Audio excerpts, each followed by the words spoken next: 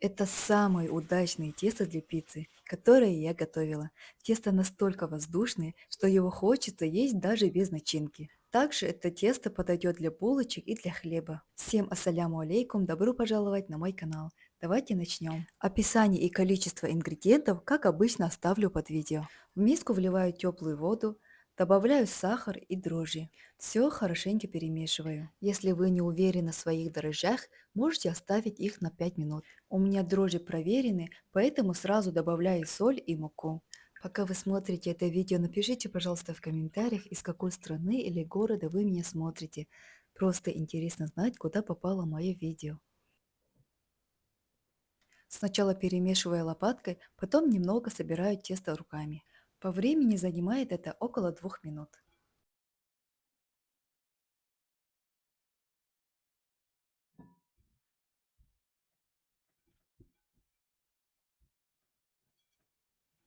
Тесто получается липким, так и должно быть.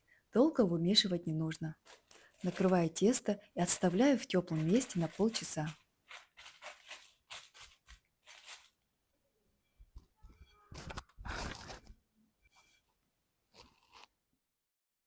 Прошло полчаса. Оно уже стало более воздушным. Теперь с помощью лопатки подтягивай тесто к середине со всех сторон. Оно почти уже не липнет.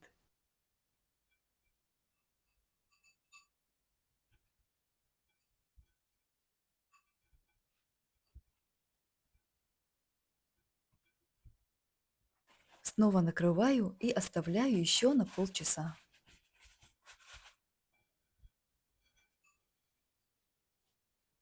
Прошло еще полчаса.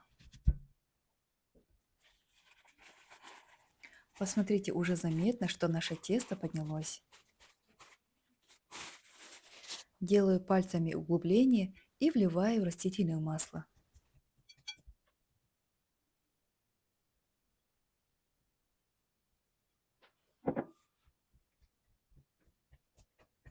Тем же складыванием вмешиваю масло внутрь теста. Минуты 2 и готово. После этого снова накрываю тесто.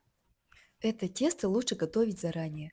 Утром, если пицца нужна вечером, или вечером, если будете готовить на следующий день. После подъема убираем его в холодильник. Достаю тесто из холодильника за полчаса до приготовления. Посмотрите, какое оно воздушное получилось.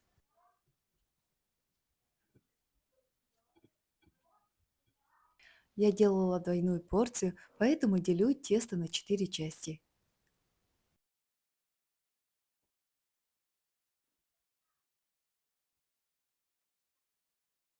Теперь формирую шарики вот таким вот образом.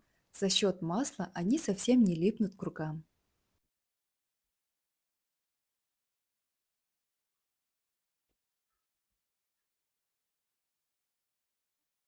Оставляю шарики отдохнуть примерно на 10 минут. Теперь берем тесто и просто растягивая руками по противню. Скалка здесь даже не нужна. Лучше сразу использовать пергамент, присыпать мукой или манкой, чтобы ничего не прилипло. Я, к сожалению, ничем не посыпала противень и не постелила пергамент. В итоге после выпекания тесто тяжеловато отходило, так что мою ошибку лучше не повторять. Смазываю тесто томатным соусом или кетчупом. Далее добавляем любимую начинку. У меня сегодня сыр и колбаса.